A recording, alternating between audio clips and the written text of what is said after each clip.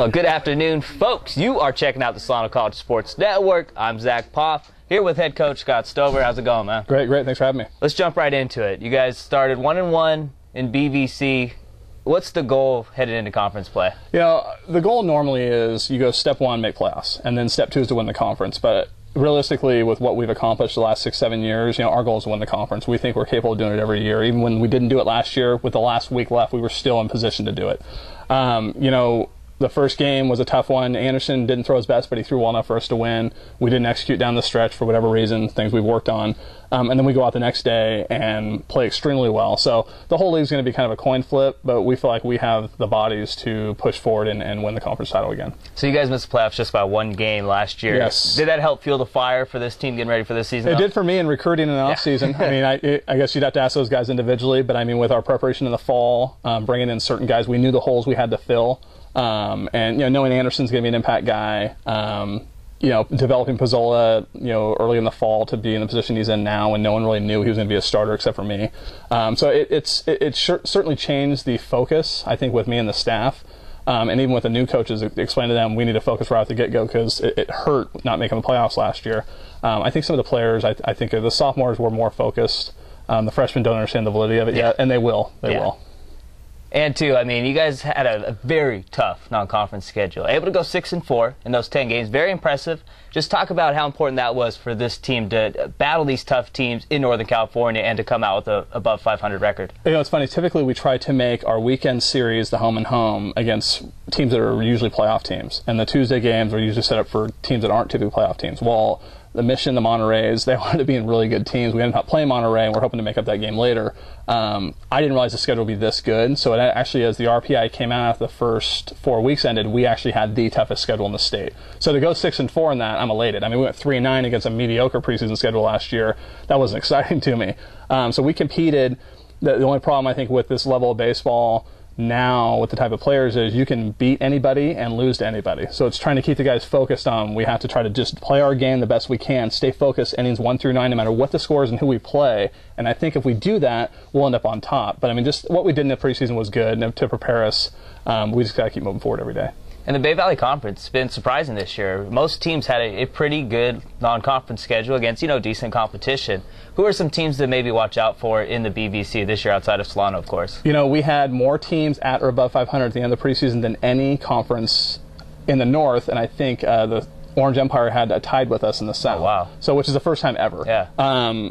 Mendocino comes in, Marin beats us, Mendocino goes and beats them 12-2 the other day. With the same guys they had last year with only a few additions. Experience is a big part of it, even though it's only 1 year.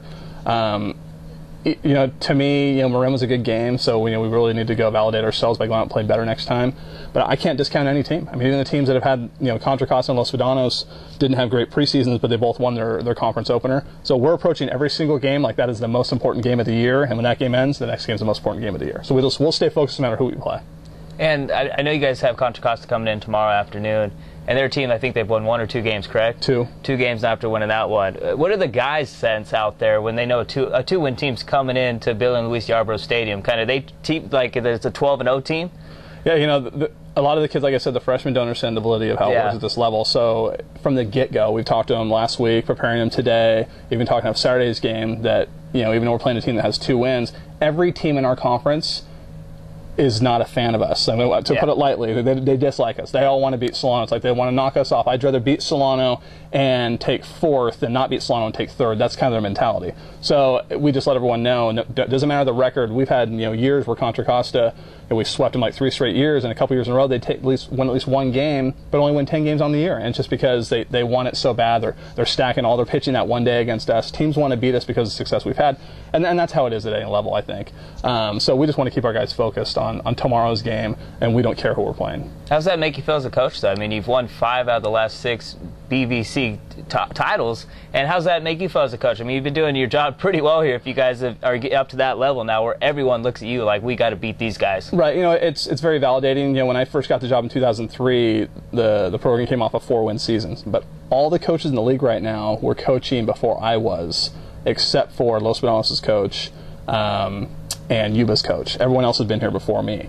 So they were all really doing well, making playoffs every year, and we kind of turned it around and kind of set a type of program we want to have with the right type of kids, focusing on local kids. But again, the biggest part of coaching is recruiting. I think we do a good job coaching, but you have to get the right kids. Getting the Nick Speeneys who are good students, the Zack Wells who are good students. Those guys are good kids, good families, good students, and they prove it on the field. In the past with Patrick Johnson, Gene Nanny, Kagan Hopkins, all those guys were great for us because I knew their families too. We don't just recruit the kids, we recruit the families. And we're going to have this year with the kids from the 2011 team, a lot of them are going to graduate. We're going to have a party for their families and them, a graduation party getting done at the 4-year level because it is a family. So the key is that we've gotten the right kids who buy into it. And I think last year we didn't have enough of those kids. And if you saw by our attendance, it really proved that way with the parents who weren't as able to focus as much time with their kids. They weren't able to get involved. And I think we're back to where we need to be this year. Our crowds have been great. The parents have been real supportive. So we're excited about that to move forward over the next 22 games. And that brings me to the next question. The Solano College Sports Network. We've been covering you guys for the last 5-6 years. And finally now we actually got the video camera footage too. Just talk about how the Solano College Sports Network has helped out the Solano College baseball team. The biggest thing, I have 3 kids at home. I'm a dad too, believe it or not. And I parent somewhat like how I coach. And I'm big on family. I have my 3 kids, my wife, my mom's at all the games. Our family's very involved. Everything we do here is about family, and we think that Solano College Sports Network has come in to be a part of our family. So we consider your guys' organization as a part of the family because you come here, none of us get paid a lot of money. Some of us don't get paid anything for what we're doing for the extra work. And that's the thing about this level. When I was part-time, I was working 3 other jobs just to be able to afford to come be a coach here, to put in my time. And we appreciate and respect anything that people do like that, especially you guys coming in and doing that, taking the time, and we want to support you guys, and you're a part of the Solano College family. And how does it help you guys recruiting also? It's going to be great. It's even with the webcasting the last few years was great because we can get the little sound bites that you guys have put together, and that helped too. But to have the video and have parents who don't live right in the area or can't get off work till 4:30 to be able to enlist it on the web or watch it later that night has been phenomenal. So it's going to help us recruiting, getting kids in here whose parents are like, oh, you know what? It would be nice to be able to watch you play, and if I can't see you live, I'd like to watch it on tape in a good environment. It's not me holding a video camera. It's actually good quality videoing right now, and once we get it upgraded more, it's going to be even better. So it's helping us tremendously right now, and it's only going to make us even better in the future. All right, let's end on this. I want to go a little further back before you're here at Solano. Let's talk some Solano Steelheads. Oh. I know you were the hitting instructor there, correct? First year, then the manager the second year. Did you take over for Pete Rose? Because I know I read somewhere that Pete Rose was supposedly the hitting instructor in 1999. Let's get the story behind that. Originally in 99 when they were in Sacramento, he was hired to be the manager. Then he decided he didn't want to do it. Plus there was that whole thing with he was being banned from baseball. Yeah. Independent League isn't sanctioned by Major League Baseball, but it's still professional baseball.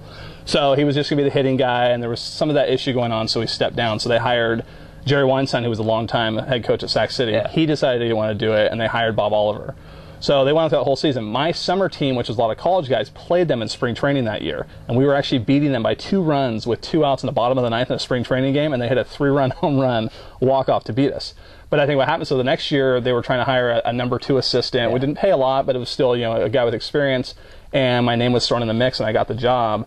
I was the hitting guy. We did really well, made playoffs, and the next year they wanted me to be full-time. They said I'd have to quit coaching college. I wasn't going to do that. So I took 2001 off, and in 2002 I got a phone call to be the manager because they wanted a younger team, a lot of guys who were A-ball guys and some first-year guys right out of college, and so they hired me to be the manager. And that's the best thing I ever did because I wouldn't have gotten this job. So I didn't know nothing about this job. The local papers asked me if I was going to apply for it, and it was the AD who called me and said, we want you to apply for this job. We think you'd be a good fit for us. And they kept saying, we're going to hire the pro guy. And what I was is the college guy who happened to be a pro coach at the time. So that's kind of how it worked in the mix. And then I got out, took this job, and that thing folded, and I was long gone when that happened. So that was good. And look at that. You turned this program around for the best. Solano College is now one of the best programs, not just Northern California, but in the entire state of California. Right. And it's because of the kids and everyone involved. Like I said, with you guys, the kids, the families, all the support we've gotten is why we're successful to this day. And also, too, let's go back even further. Let's talk about Consumnes River. You played with Jermaine Dye, right? God, that's pretty further. Yeah, I know, right? Yeah. Can you remember that far back? Well, as I told people, he played with me. There you go, right? You had more home runs, I believe, right? I did, yeah. And it was funny because, he's obviously way more talent. And I don't know. You just never got your break, yeah. Okay, but he had a brilliant career. Not everyone's a first ballot Hall of Famer. He hit World Series over 300 MVP. Home runs, World Series MVP. Just never was in the spotlight. Married his high school sweetheart. Oh, nice. Great family man. So he came in my second year at Consumnes, and he just came in as a pitcher, which was funny because he was the best outfielder we had. Right. And I remember I hit like 2 home runs in a tournament in College of the Desert, and they said, hey, we're going to sit you down and give Jermaine a shot. I'm like, okay, no problem. And he hits like 2 doubles, and the rest of the year he's playing right field and pitching. So he did really well. But when I broke Consumnes' home run record, my sophomore year at Napa. Jermaine